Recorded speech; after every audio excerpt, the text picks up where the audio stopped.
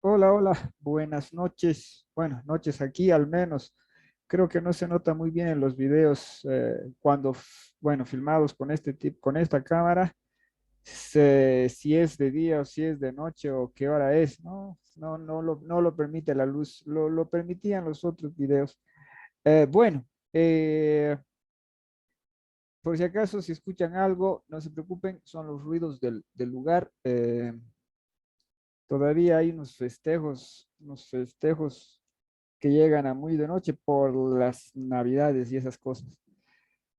Ah, Me habría gustado hacer bastante teatro y preguntar qué se viene este 2022, ¿no? Que tiene no sé qué números cabalísticos, qué gran, o sea, cómo va a ser el futuro, ¿no? ¿Qué tenemos, ¿no? ¿Qué nos aguarda? ¿Qué va a suceder? Pero bueno, se puede hacer eso y se puede preguntar eso y se puede hacer gran escándalo, y la respuesta sigue siendo la misma. No va a suceder nada nuevo de lo que está sucediendo ya. Sin embargo, hay tres temas subyacentes, ¿no? Tres temas subyacentes a los cuales se les está comenzando a prestar atención. Y hay algo que quisiera mencionar, es que por favor vean los otros videos. Vean algunos de los otros videos, vean algún tiempo de esto, lo otro, ya saben de que los pueden acelerar, los pueden ver, no pueden ver pedazos, pueden ver saltando, ¿no? Tengan la curiosidad de ver los otros videos, a la vez que agradezco yo siempre el apoyo que recibe el canal, teniendo en cuenta que sabemos ustedes muy bien y yo de que es producción nivel uno, ¿no? O sea, porque cero no existe. Claro, cero no sería, ¿no? Entonces sabemos que esto es el nivel más bajo de producción que pueda haber. Yo lo sé, no tengo tiempo para más, la verdad es esa, o no tengo energía para más, ¿no? Bueno, esas son las dos cosas que intervienen. Pero, bueno, entonces les diría eso, que por favor vean, ¿no? Porque, por ejemplo, yo ya hablé de lo que es inteligencia colectiva, de lo que estoy viendo, ¿no? ¿Cuál es el propósito de estos videos? Es llegar a alguna persona. Todas las personas en este momento estamos enfrentando el mismo problema y ya veo cada vez más respuestas, ¿no? Respuestas pertinentes. Por ejemplo, el otro día, Tucker Carlson de Fox News mencionó John B. Calhoun. Por si acaso, no estoy seguro de los detalles del contexto en el que se los menciona. Creo que no está perfectamente agarrado, pero se menciona algo, ¿no? Se menciona algo de lo que en otros momentos no se mencionaría. Y ya he visto dos videos sobre la crisis del límite, ¿no? Aludiendo a la investigación del MIT, o sea, del Instituto Tecnológico de Massachusetts, ah, que tiene más de 3 millones de vistas y todas esas cosas. Y he visto muchos otros videos muy, muy pertinentes, muy lúcidos sobre un kilo de cuestiones, ¿no? Y entonces es aportar a eso, aportemos a eso. Entonces, ese es el objetivo de estos videos. Y entonces tenemos tres temas, perdonen los preámbulos, sobre todo cuando son muy largos, y tenemos tres temas sobre los cuales tenemos que hablar en estos momentos porque se está hablando de ellos. Y no siempre se está hablando de ellos de una forma pertinente. Entonces, hablemos de ellos y hagámoslo entonces, con orden. Entonces, vayamos al primero. Vayamos al primero y el primero es, un segundito, le voy a cambiar el tamaño de la letra. Un segundo, ¿dónde está? Aquí está, aquí está. Le vamos a cambiar. El primer tema es inflación. Todo el mundo sabe lo que es inflación, ¿no? Todo el mundo sabe que inflación es cuando tú tienes una vaca, cuesta 100, ¿no? Entonces, con 100 te compras una vaca y con eso vives, creo que hasta 8 meses, creo que lo sé, a menos que comas demasiado la carne. Bueno, entonces, si la misma vaca cuesta 200, entonces eso es inflación, ¿no ve? Ya, pero dense cuenta de que la mecánica no es tan sencilla. Porque, ¿qué sucede si la vaca cuesta 100 y no la puedes comprar, ¿no? Porque estás ocupado ese día o porque otro tipo viene y la compra. En otras palabras, ¿cuánto cuesta la vaca? 100. Y viene alguien y se la compra por 100. ¿Y cuánto cuesta la vaca para ti? Tú ya no puedes comprar la vaca, ya se compraron la vaca. ¿Cuánto costaba la vaca? La vaca costaba 100. Entonces, se maneja una retórica de que la inflación se da por el incremento de los precios, ¿no? Que es una inflación positiva, sobre todo de acuerdo a los keynesianos. Eh, bueno, sobre todo de acuerdo a los keynesianos, es una inflación positiva cuando la gente tiene más dinero y puede gastar más y las cosas suben de precio porque las cosas van bien, porque la gente está ganando más dinero y gastando más y que por lo tanto las cosas suben de precio y por lo tanto genera más dinero y etcétera, ¿no ves? Ese es el ciclo positivo de la inflación para los keynesianos. El ciclo negativo para los keynesianos casi siempre tiene que ver con lo otro, con la deflación y todas esas cosas. A ellos no les gusta, les asusta eso. Tiene que suceder lo que está sucediendo ahora para que los keynesianos se asusten con la inflación. Los precios tienen que subir mucho. Porque entonces, ¿por qué pueden subir mucho los precios? Porque la gente está, como se dice, teniendo más dinero y gastando. O porque está sucediendo el aspecto negativo de la inflación, que es cuando hay demasiado dinero. En otras palabras, cuando las imprentas del Estado le quitan el poder adquisitivo al dinero.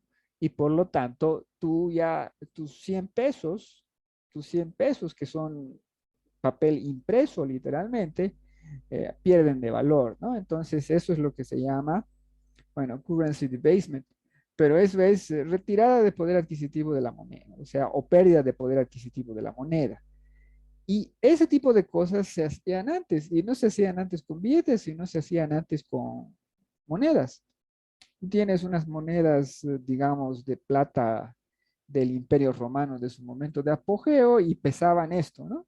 Y tú tienes a medida que va cayendo el Imperio Romano, también va cayendo el peso de sus monedas de plata, ¿no? Entonces tú puedes ver de que eso de quitarle el poder adquisitivo al dinero o de quitarle el mineral o lo que fuere, tiene, digamos, bastantes toquecitos. En otras palabras, se lo puede hacer ese truquito de varias formas. Ah, bueno, entonces, ¿qué es lo que ha sucedido, por ejemplo, en los países europeos? Están bastante asustados con esto de la inflación, sobre todo de las energías, ¿no? Entonces, ¿cuánto cuesta el megavatio español, ¿no? Piensen en eso, piensen en el megavatio español y todas esas cosas, así los que tenemos algo de referencia, como podemos ver, digamos, su televisión, la televisión española.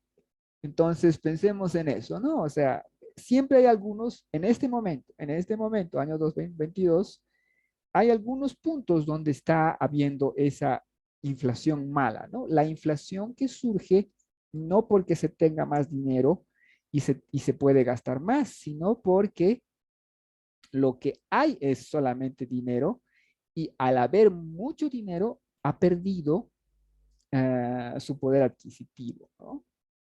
Entonces, no es parte del proceso productivo de inflación, que es cuando yo produzco, ¿no? O sea, y por lo tanto adquiero más y todo ese tipo de cosas, sino el proceso negativo que tiene que ver con darle impresión a la maquinita, a la imprenta, ¿no? Y por lo tanto hay demasiados billetes persiguiendo a demasiados pocos bienes. Perdón, a muy pocos bienes, perdón. Entonces eso, ¿no? Y esas señales de esa inflación negativa se han visto en muchísimos lados, de la que obviamente tenemos todos mejor apreciación, ¿no? Bueno, por los medios, es de la inflación en Estados Unidos, que se ha puesto muy seria, Tanto es así de que la gente está ganando mucho más, pero todo ese dinero que han ganado ha desaparecido con la inflación. Ya, por si acaso, entonces, a ver, hagamos una recopilación. ¿Cuánto ha subido la carne? La azúcar, 20%, creo, o 16% y todas esas cosas. Y lo que no se entiende acá es que yo hablo desde el primer, desde el, o sea, desde uno de los países más pobres del tercer mundo. Entonces, por extraño que parezca, en mi país absolutamente todo es más caro con respecto a los precios brutos y sobre todo con respecto a los ingresos. ¿Eso qué quiere decir? ¿Dónde está más barato el pollo? Hasta el año pasado el pollo estaba más barato en Estados Unidos. Hasta el año pasado la carne estaba más barata en Estados Unidos y absolutamente todos los productos industriales están más baratos allá que acá. En otras palabras, están más baratos en el primer mundo de lo que están en el tercer mundo, que tiene muchísimo menos poder adquisitivo. Al tercer mundo esos bienes no llegan en la misma proporción o llegan como artículos de lujo. Por ejemplo, algo tan básico como Nutella, digamos, ¿no? Nutella, ¿no? Que es chocolate con maní. Aquí es carísimo. Aquí es carísimo. Aquí es un artículo de lujo. Cuando allá es un equivalente de mantequilla.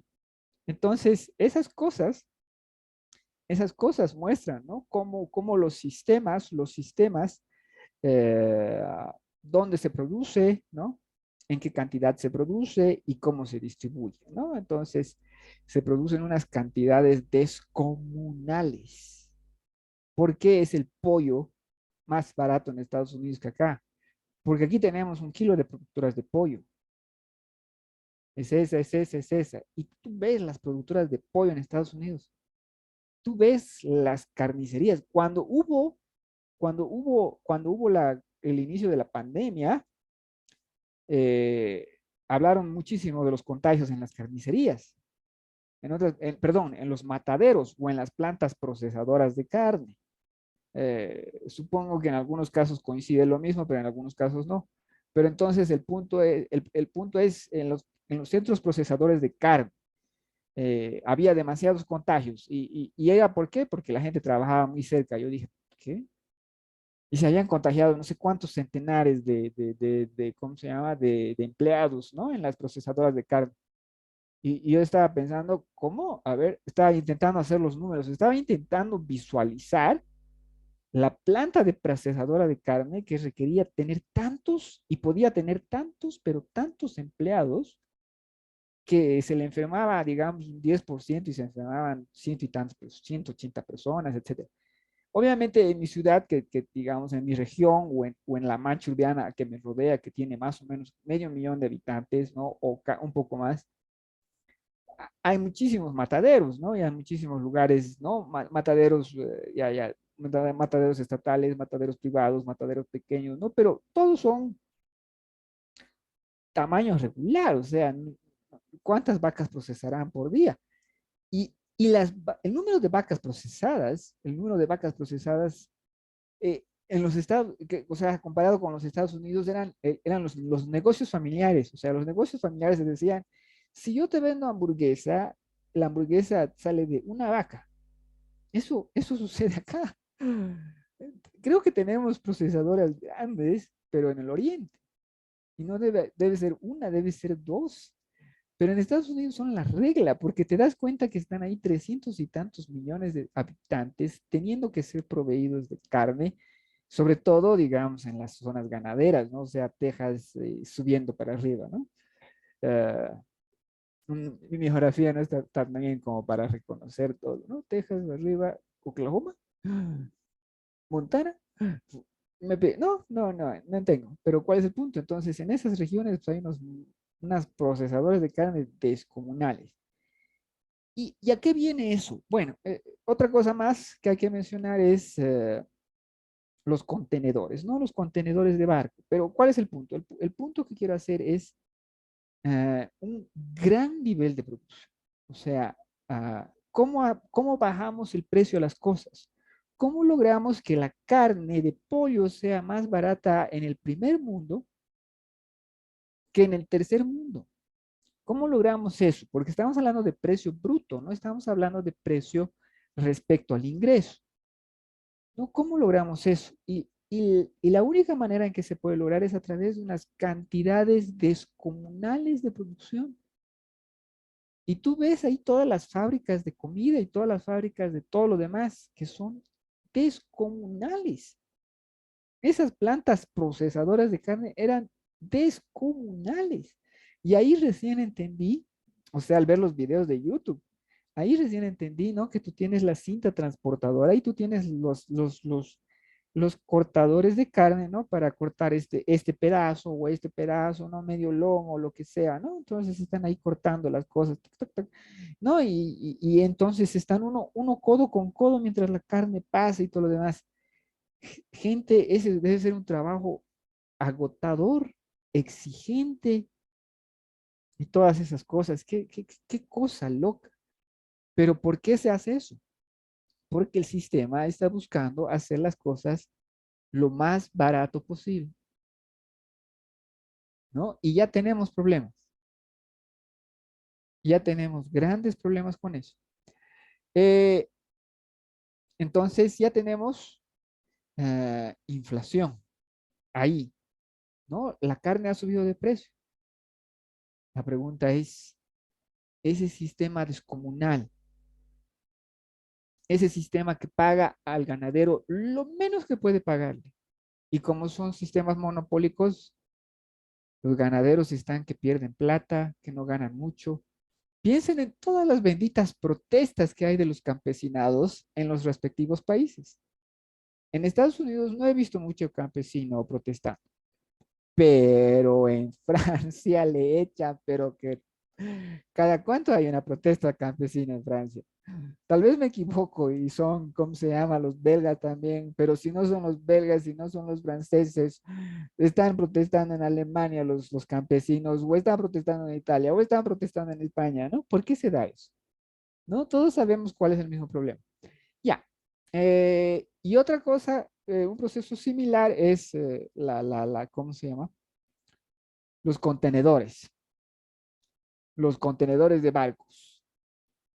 La gente no entiende no recuerda, bueno, no conoce, no entiende lo revolucionario que era. Vamos a ver, veamos, cambiemos de ambiente, cambiemos de ambiente y veamos, sí, aquí vamos a ver. Entonces voy a buscar la container, a ver, container, container, ship container, a ver, ship container.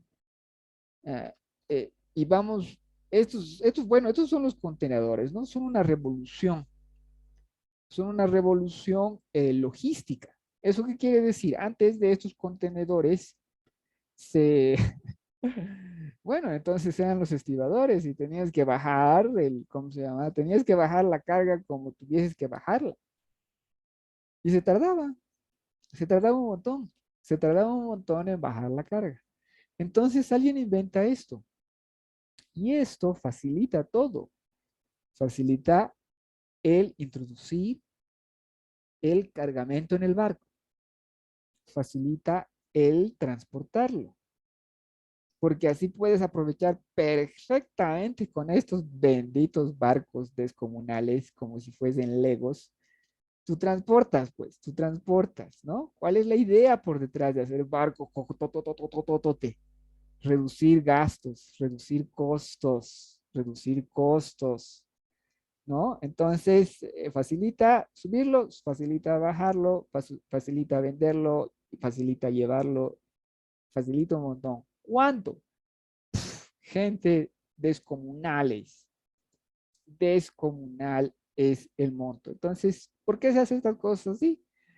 Porque es más barato. Ahora, hacer la infraestructura no es barato. Es por eso que porque ha habido gigantescos problemas de transporte en Estados Unidos.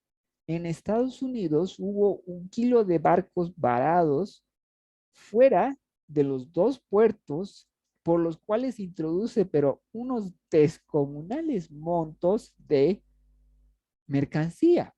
¿Por qué? Porque todas estas benditas grúas caras las quieres tener en un lugar, que es lo que te sale más barato, o los tienes en varios lugares, que te saldría bastante costoso. Y la respuesta es que los tienes en dos lugares, Los Ángeles y Long Beach, creo que era. Y por lo tanto, todo se saturaba ahí. Ya, pero ¿cuál es el punto? La opción más barata, la opción más barata, la opción más barata. Ya. Entonces, container, ship container. Vamos a buscar una cosa. Ship container, transporte, transport price. Ahí está, shipping container transport cost, eso es.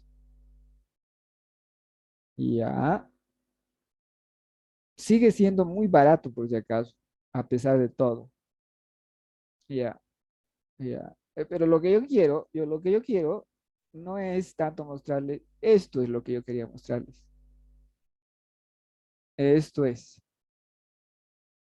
Ya. Entonces aquí tenemos el incremento, de el precio del transporte del contenedor. En otras palabras, ¿cuánto me cuesta transportar el bendito contenedor? ¿De dónde a dónde?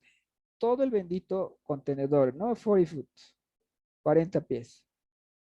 De Shanghái a Los Ángeles y de Shanghái a Rotterdam. En otras palabras, de China a Europa o de China a Estados Unidos, ¿no? ¿Cuánto me cuesta? Y aquí ustedes pueden ver el precio, 2015, entre los $2,000, ¿no? 2015, 2017, 2018, 2019, 2020. 2020. Estaba el precio en $2,000. $2,000, 2,000, $3,000. Y pueden ver lo que ha sucedido, no a partir de esta fecha, ¿no? A partir de el momento en que el numerito azul, por si acaso este es un, ¿cómo se dice? Dato de Bloomberg, y pueden ver el incremento, ¿no? Ahora está en 14,000. Ya. ¿Y qué es esto? ¿Qué es esto? Esto es, si costaba 2,000, 4,000 es un incremento del 100%. Entonces, 100, 200, 300, 400, 500%. El costo del contenedor, del transportar el contenedor por barco, ha subido un 500%. Ojo, ¿no? 100, 200, 300, 400, 500. Sí, 500. Ha subido un 500%. ¿Qué, qué se llama eso? Hiperinflación. Hiperinflación. Eso es, no es otra cosa, es hiperinflación. Ya, vayamos. Entonces, por si acaso esto obviamente es, ¿cómo se llama? Dentro de solamente un pequeño nicho de actividad y todo lo demás. En otras palabras, no es como se calcula los índices de precios al consumidor. Este es un dato aislado que es parte de la cadena de transporte y producción. Pero en este dato aislado, ¿no? Que es un componente, hay hiperinflación. Eso es, en este momento, en este dato aislado. Ya. Pero yo hablaba, entonces, ¿no? Las cosas que se estaban haciendo de la forma más grande posible, más industrial posible, y todas esas cosas nos han dado esto, nos han dado ya hiperinflación en un aspecto. ¿Cómo será todo lo demás? Vamos a ver. Pero yo hablé de tres cerditos. No hablé de un cerdito. Entonces ya tenemos aquí un cerdito. Inflación. ¿Y cuál es el otro cerdito? El otro cerdito es Evergrande. Pero hay un tercer cerdito que lo anotaremos ahora y vayamos corriendo al final. porque ya me he extendido bastante, pero creo que, creo que hemos explicado algo interesante, ¿no? Entonces hay que, como se dice, darle, agarrar los otros aspectos, ver, estar sumando, estar pensando y todo lo demás. ¿Y cuál es el tercero? El tercero es frenos. Frenos a la flexibilización cuantitativa. Y ya, entonces voy a poner aquí todo. Flexi, y ya, flexibilización. Le ponemos así cuantitativa. Cuantitativa. Ok, chicos, quietos. Ya saben, disculpen. La costumbre de docente de adolescentes. Entonces, la inflación, con su gran problema. ¿Y qué es Evergrande? Evergrande, ya hablamos, ya hablamos. Es la gran empresa china y de producción, bueno, inmobiliaria, ¿no? Inmobiliaria, de desarrollo de bienes raíces, de construcción.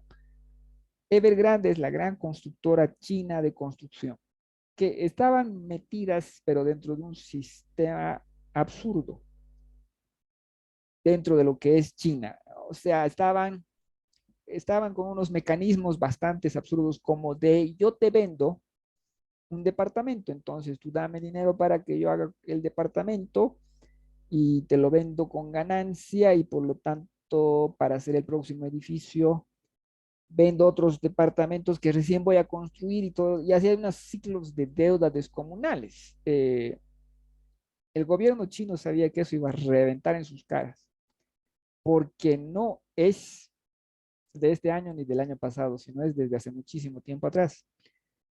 Hay unas construcciones en China que no se puede creer, que no se puede creer de lo grandes que son. Un, dos, tres, cuatro, cinco, seis, siete, ocho, nueve, 10 edificios de más de veintitantos pisos cada uno, que está todo vendido, pero no está nada habitado. Porque te preguntan, ¿tienes una casa? Claro que tengo una casa. ¿Y por qué es eso? Por cuestiones de propiedad privada. No hay ciertos mecanismos de propiedad privada. Lo que hay es alquilinato, digamos, del Estado, del terreno. O sea, es unas cosas bien locas, bien locas. Pero ¿cuál es el punto? Evergrande era el motor de la economía china. Y la China es la economía mundial. O sea, todo el crecimiento de la economía mundial desde hace más de 15 años, creo, es China. Así de fácil. Cuando China paró cierto tipo de cosas, el 2014 tuvimos una crisis en todas partes,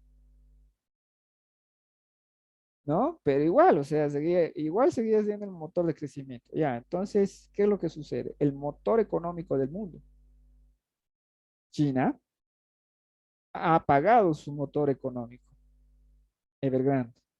Lo ha apagado. ¿Por qué? Porque las consecuencias de enfrentar esa burbuja inmobiliaria más adelante serían peores que enfrentarla ahora. Y el gobierno chino está enfrentándola ahora. Y con eso se detiene la economía mundial. Así de fácil. Así de fácil. ¿Qué está sucediendo en este momento en Kazajstán? Inflación. ¿Por qué? Por los precios del gas. No, ¿por qué? Bueno, están demasiado caros, pero ¿qué voy a hacer si tú eres el Estado que siempre ha sido ineficiente, corrupto y todo lo demás y ahora se les está pidiendo que trabajen bien? No, pues va a tardar eso. Más vale subir los precios del gas ahora rápido. Ay, ojalá lo que suceda en Kazajistán no sea una tragedia. Ya es una tragedia en este momento. Ya es una tragedia. Yo no entiendo por qué la gente, bueno, entonces ahí estamos metidos todos. ¿Por qué no hacemos las cosas bien, por Dios? Ya, entonces, primer cerdito. Todos los efectos negativos de la inflación cuando tú tienes pérdida de poder adquisitivo de la moneda. ¿Y cómo afecta eso al bendito sistema de producción y transporte y todo lo demás? Tienes el segundo cerdito, que es que lo han agarrado y le han pegado un tiro al motor económico del mundo. Y todo lo demás van a caer como piezas de dominó, ¿no?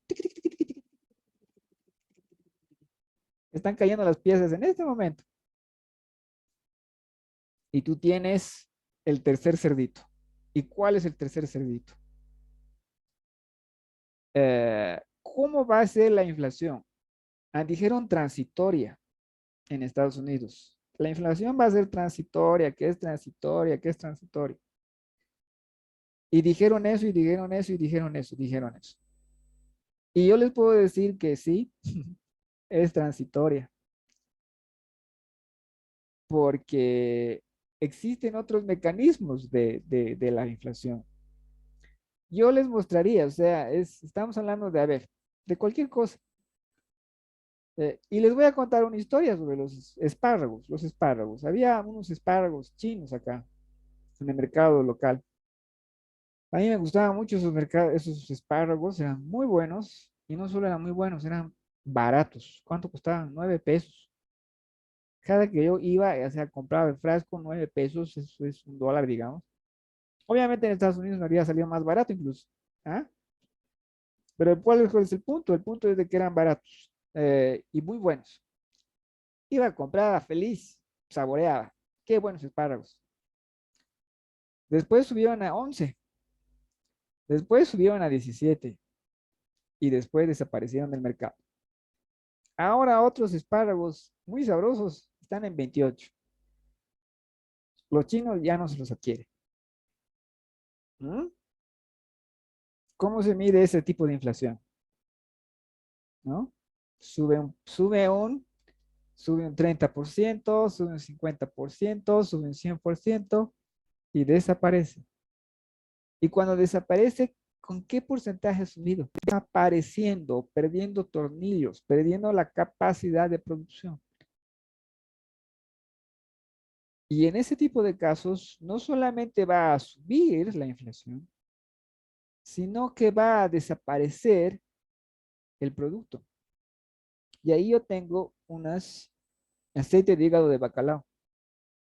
¿Cuánto costaban hace dos años atrás o 3 años atrás? O 4 años atrás. No sé, unos 80 pesos. ¿Cuánto me ha costado ahora? Unos 80 pesos. ¿Cuánto es la inflación? Cero. Sería, no sé, del 1 punto algo por ciento. O sea, es algo pequeño. ¿Sí? Eh, eh, pero no lo pude adquirir. No pude adquirir esas pastillas el año pasado ni el año pasado. No había. No había. ¿Ah? ¿Ah? Bueno, volvamos al punto 3 porque no lo estoy abordando correctamente. Lo que pasa es que estoy como dejándoles a ustedes que ya saben cuando no es lo correcto. Eh, esta inflación, esta inflación no la comprenden bien porque no se puede comprender a su perfección. No se puede comprender a su perfección si es que es un tropiezo del sistema de producción y distribución o si es que se está desapareciendo o algo dentro del sistema de producción. No sabemos bien cuál es el número, cuál era el bendito precio de esas pastillas que yo no podía comer, que yo no podía adquirir, porque no había. ¿Cuál era el bendito precio cuando no había? Entonces, ese tipo de cosas no se pueden medir bien. Y entonces la Reserva Federal de Estados Unidos se ha dado cuenta de que hay una inflación y de que no ha demostrado ser transitoria. En otras palabras, no se han ajustado las tuercas, sino todo lo contrario. Los precios se están disparando. Pregúntenle a los kazajos. ¿Entienden? Y por lo tanto han dicho, no, hemos introducido demasiado dinero en el sistema. Y en este momento la Reserva Federal ya se ha comprometido que este año matan su flexibilización cuantitativa y otras cosas más.